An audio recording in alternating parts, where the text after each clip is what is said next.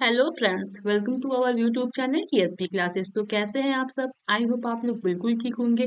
तो चलिए, आज की जो क्लास है वह है UP DElEd BTC second semester की सामाजिक विज्ञान की क्लास। किसकी है? सामाजिक विज्ञान की।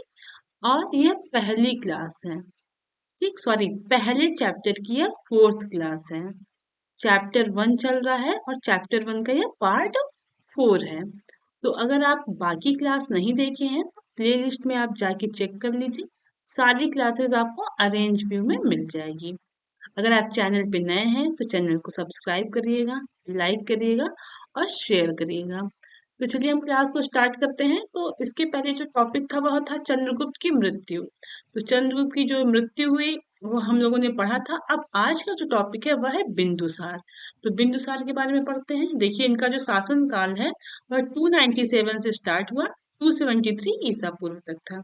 अगर आपको वीडियो क्लियर ना दिख रहा हो तो आप क्वालिटी को बढ़ा लीजिएगा। चलिए स्टार्ट करते हैं। चंद्रगुप्त की मृत्यु के बाद उनके पुत्र बिंदुसार सम्राट बने। जब चंद्रगुप्त की हो गई तो उनके जो पुत्र थे बिंदुसार, वह क्या हुए? सम्राट बने। बिंदुसार का जन्म 340 ईसा पूर्व पाटलिपुत्र बिहार में हुआ था। यूनानी लेखों के अनुसार बिंदुसार का नाम अमित्रकेटे था।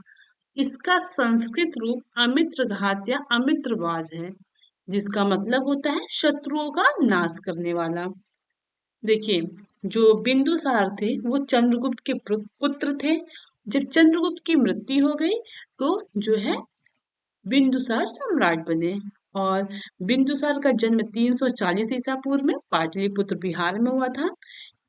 यूनानी लेखों के अनुसार बिंदुसार का जो अन्य नाम या वह जिस नाम से जाने जाते थे वह था अमित्र केटे, जिसका संस्कृत में नाम था अमित्रघात या अमित्रवाद। तो इसका अर्थ होता है अमित्रघात या अमित्रवाद का कि शत्रुओं को नाश करने वाला।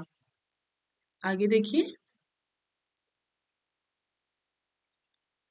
चाणक्य बिंदुसार के भी मंत्री रहे। देखिए, जो चाणक्य थे वो चंद्रगुप्त के मंत्री थे। उसके बाद जब चंद्रगुप्त की मृत्यु हो गई तो जब बिंदुसार गद्दी पर बैठे या सम्राट बने तो उस समय भी चाणक्य जो है इनके मंत्री रहे। चाणक्य ने 16 राज्यों के राजाओं और सामंतों का नाश किया और बिंदुसार को का पूर्वी समुद्र से पश्चिमी समुद्री भूभाग का अधीक्षक या अध्यक्ष बनाया। जो चाणक्य थे वह 16 राज्य था। ठीक, 16 राज्यों के राजाओं को क्या किया? उनका नाश किया। और बिंदुसार को क्या किया कि पूर्वी समुद्र से लेकर पश्चिमी समुद्र के जितने भी भाग थे या जितने भी उसमें आपके राज्य आते हैं उनका क्या किया? अध्यक्ष बनाया। किसने? चाणक्य ने। चंद्रगुप्त की मृत्यु के बाद कुछ राजाओं ने मौर्य सत्ता के विरुद्ध विद्रोह कर दिया।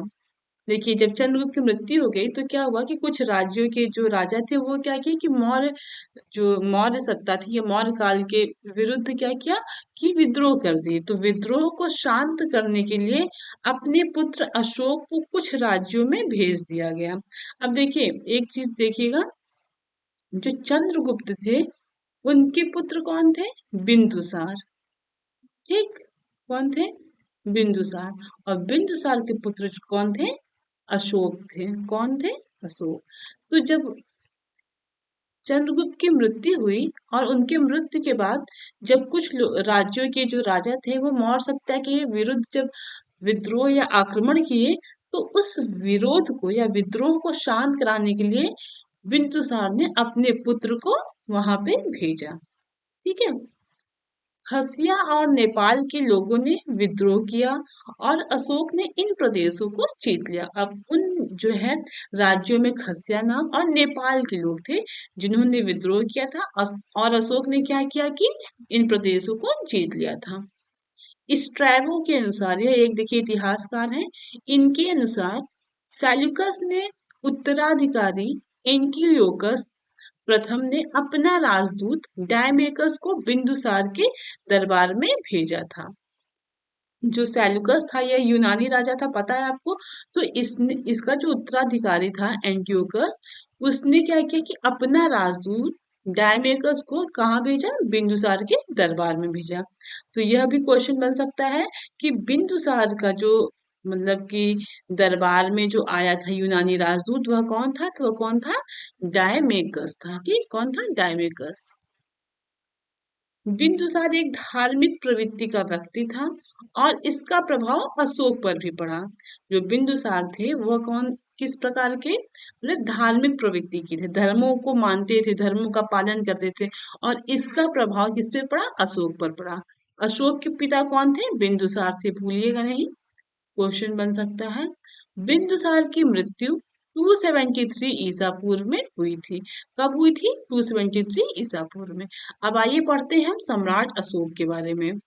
चीजें बहुत लेंदी नहीं है, बस आप कहानी को स्टोरी के फॉर्म में लिंक करिए, सारे बस की पॉइंट्स आप ध्यान रखिए, उसके बाद आप जो आपका हिस्ट्री है उसको रटने की कोशिश मत करिए, उसको बस आप समझिए, स्टोरी को फॉर्म करिए, अपने ही लैंग्वेज में बोलने की कोशिश करिए, बस मेन फैक्ट आपको याद होने चाहिए। बिंदुसार की मृत्यु के बाद भारत के इतिहास गगन पर विश्व प्रसिद्ध और शक्तिशाली भारतीय मौर्य राजवंश के महान सम्राट अशोक का विदय उदय हुआ, सॉरी, अशोक का उदय हुआ। जब बिंदुसार की मृत्यु हो गई तो किनका उदय हुआ, अशोक का। और जो अशोक थे वह बहुत ही शक्तिशाली और विश्व प्रसिद्ध जो है वो मौर्य राजवंश के महान सम्राट हुए थे। सम्राट अशोक का पूरा नाम देवनाय प्रिय अशोक था। ठीक, क्या था, देवनाय प्रिय अशोक। राजा प्रियदर्शी देवताओं का प्रिय था, जिसका अर्थ क्या होता है कि राजा प्रियदर्शी देवताओं का प्रिय। ठीक है। बौद्ध मत की किंवदंती के अनुसार, देखिए यह जो इनके अनुसार कहा, क्या कहा गया कि अशोक का सिंहासन शांति पूर्वक नहीं हुआ था, क्योंकि स्वयं सिंहासन पर बैठने के लिए उनको अपने कई भाइयों को मारने पड़े थे। मतलब कि जब अशोक का शासन काल शुरू हुआ तो उनका जो है सिंहासन पर बैठना बहुत ही इजी नहीं था, बल्कि उनको बहुत संघर्ष करना पड़ा।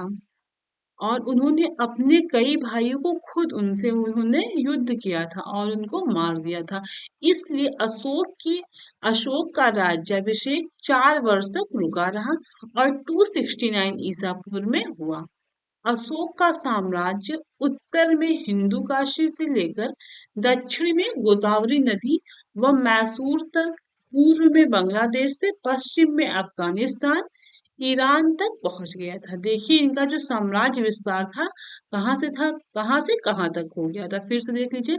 अशोक का साम्राज्य उत्तर में हिंदू काशी से लेकर दक्षिण में गोदावरी नदी व मैसूर तक था, फिर पूर्व में बांग्लादेश से पश्चिम में अफगानिस्तान, ईरान तक पहुंच गया था। सम्राट अशोक का साम्राज्य आज का संपूर्ण भारत, पाकिस्तान, अफगानिस्तान, नेपाल, बांग्लादेश, भूटान और म्यांमार के अधिकांश भूभाग पर था। देखिए जो अशोक का साम्राज्य है वह आज के टाइम में कहाँ कहाँ तक फैला हुआ है, तो पूरे भारत में, पाकिस्तान में, अफगानिस्तान में, नेपाल, बांग्लादेश, भूटान, म्यांमार के अधिकांश, मतलब ज्यादा से ज्यादा भूभाग पर था, सॉरी। यह विशाल साम्राज्य उस समय से आज तक का सबसे बड़ा भारतीय साम्राज्य रहा है। मतलब कि इतिहास काल में यह जो साम्राज्य था उस समय से लेकर आज तक का सबसे बड़ा भारतीय साम्राज्य रहा है। सॉरी, सम्राट अशोक ही भारत के सबसे शक्तिशाली एवं महान सम्राट हैं। ठीक है। देखिए क्यों, क्योंकि इन्होंने इतने सारे जो है हर चीज को साम्राज्य स्थापित किया, पूरे कई देशों में इनका जो है अधिकांश उन्होंने भू भाग पर या इतने देशों में वह अपना साम्राज्य विस्तार किए थे। ठीक है। सम्राट अशोक के चक्रवर्ती सम्राट अशोक कहा जाता है। जो सम्राट अशोक है उनको चक्रवर्ती सम्राट अशोक कहा जाता है। सम्राट अशोक प्रेम, सहिष्णुता, सत्य, अहिंसा के सच्चे समर्थक थे। जो आपके सम्राट अशोक थे वह प्रेम के, सहिष्णुता के, सत्य के व अहिंसा के समर्थक थे। और अशोक को बौद्ध धर्म के प्रचार के लिए भी जाना जाता है। हम लोगों ने पहले भी पढ़ा है कि अशोक जो है वह बौद्ध धर्म का प्रचार प्रसार भी कराए थे। जो जीवन के मध्य में सम्राट अशोक भगवान बुद्ध की मानवतावादी शिक्षाओं से प्रभावित होकर बौद्ध हो गए। जब ये अपने जीवन के मध्य स्टेट में थे तो उन्होंने क्या किया कि सम्राट अशोक जो थे वह भगवान बुद्ध के शिक्षाओं से बहुत प्रभावित हुए और उन्होंने बौद्ध धर्म ग्रहण कर लिया।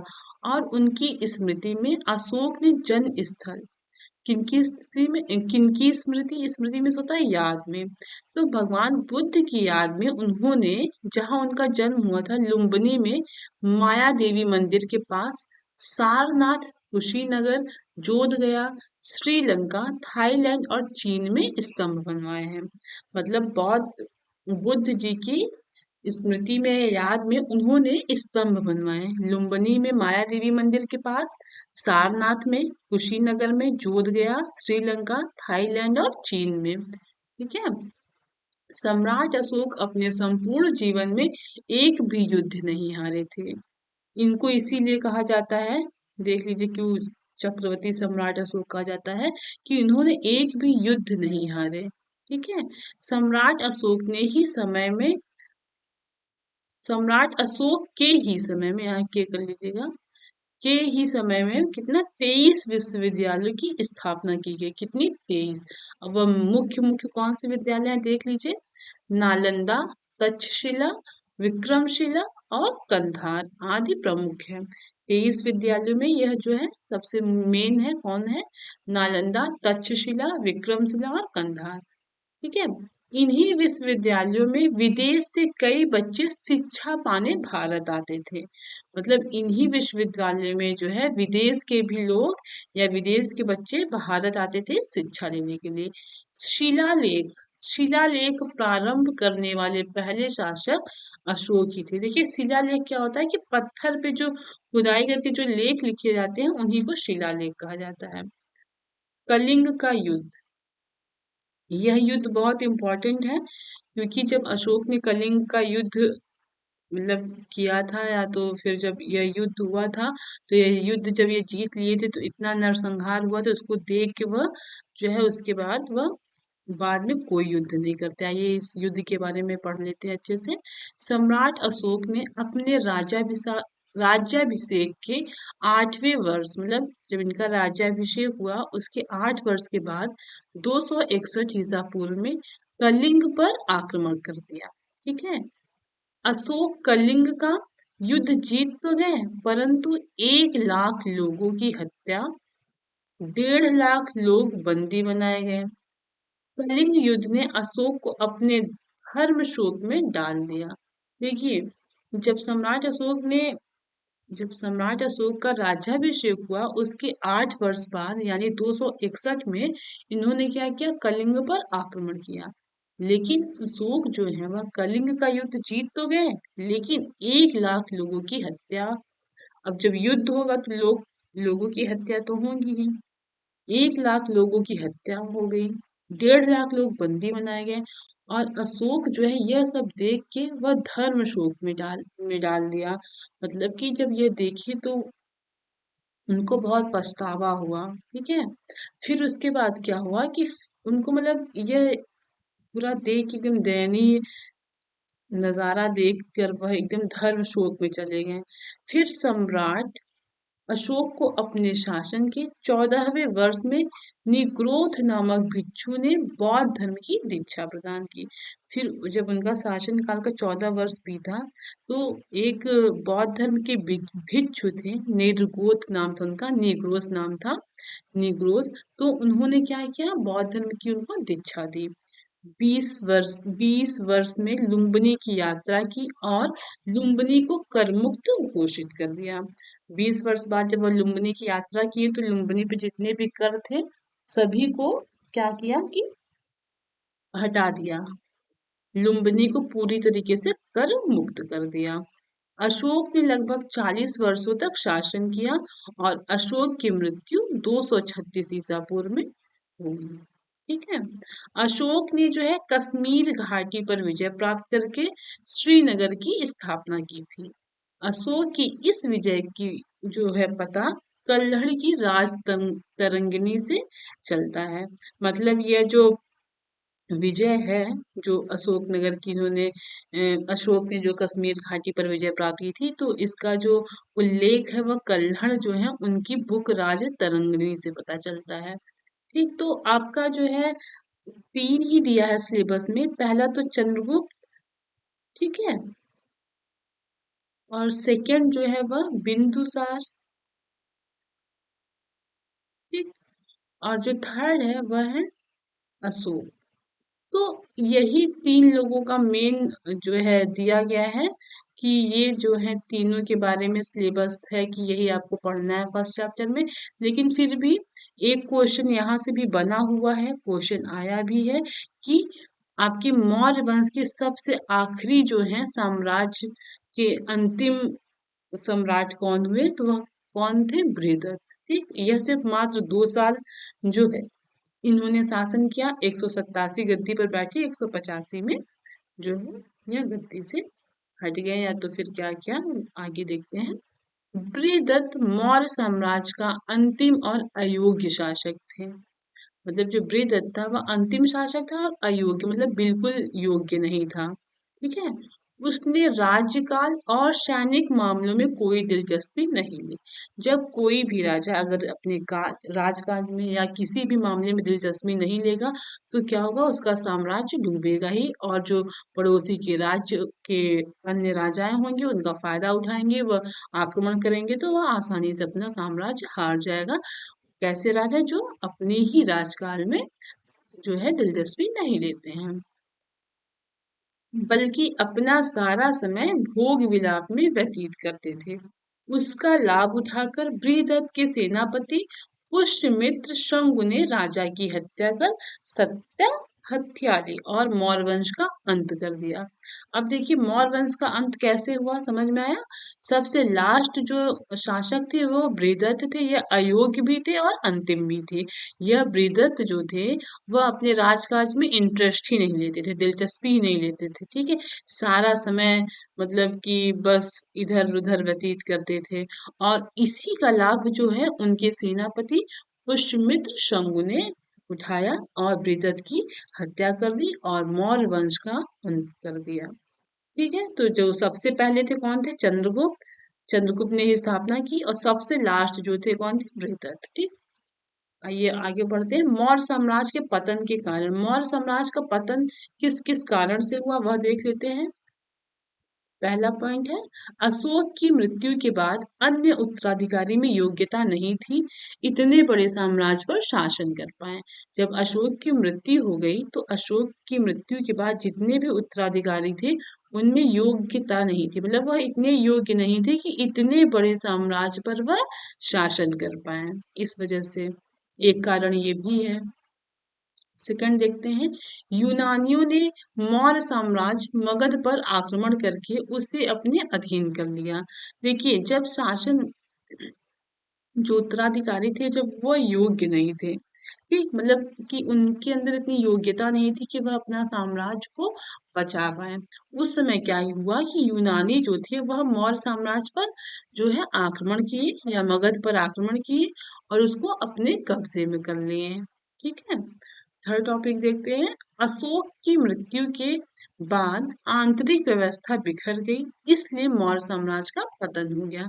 जब अशोक की मृत्यु हो गई तो उसके बाद जो व्यवस्थाएं थी सारी बिखर गई, इसलिए भी साम्राज्य का पतन हो गया। एक कारण ये भी है। फोर्थ कारण देख लेते हैं हम।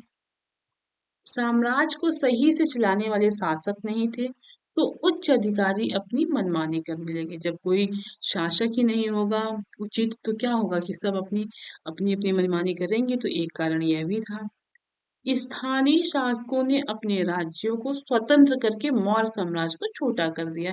जो आसपास के अन्य राज्य थे, उनके जो शासक थे वह अपने आप को मौर्य साम्राज्य से क्या कर लिए, स्वतंत्र कर लिए, मतलब अपने आप को अलग कर लिए। तो जिससे क्या हुआ कि मौर्य साम्राज्य जो है छोटा राज्य हो गया। तो एक कारण यह भी माना जाता है। तो चार पांच कारण हैं, और सबको अगर एक कंक्लूजन देखा जाए तो अशोक के बाद जितने भी उत्तराधिकारी थे वो इंटरेस्ट नहीं लिए, वह योग्य नहीं थे। इस वजह से क्या हुआ कि सब लोगों ने फायदा उठाया और मौर्य साम्राज्य का पतन हो गया। तो यह था आपका फर्स्ट चैप्टर, और फर्स्ट चैप्टर आपका खत्म होता है। आप अच्छे से क्लास को करिए और क्वेश्चंस भी लगाइए, ठीक है। तो जितनी भी क्लासेस हैं, 4 या आई थिंक 5 क्लासेस होंगी, क्लास को करिए, नोट्स बनाइए, रिवीजन करिए। मिलते हैं फिर कल अपनी अगली क्लास में। तब तक के लिए थैंक यू, पढ़ते रहिए मन लगा के। ओके, अगर आप चैनल पे नए हैं तो चैनल को लाइक करिएगा, शेयर करिएगा और सब्सक्राइब करिएगा। Okay, thank you.